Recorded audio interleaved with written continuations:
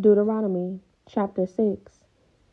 These are the commands, decrees, and regulations that the Lord your God commanded me to teach you.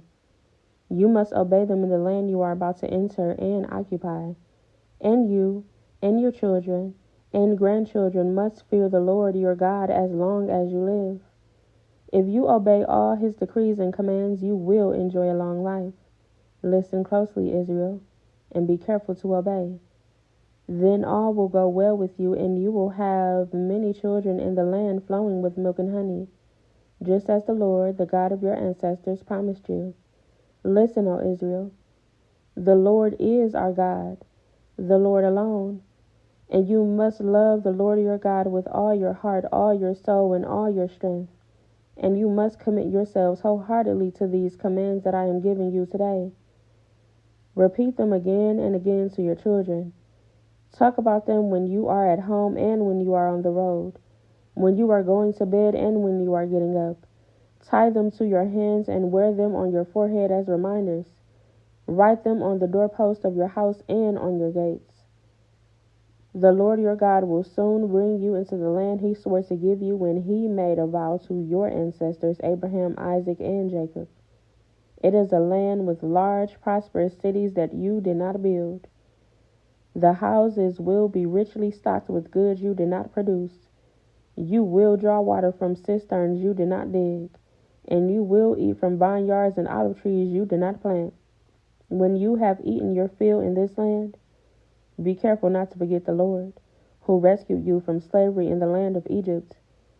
You must fear the Lord your God and serve him. When you take an oath, you must use only his name. You must not worship any of the gods of neighboring nations, for the Lord your God who lives among you is a jealous God. His anger will flare up against you, and he will wipe you from the face of the earth. You must not test the Lord your God as you did when you complained at Massah. You must diligently obey the commands of the Lord your God, all the laws and decrees he has given you.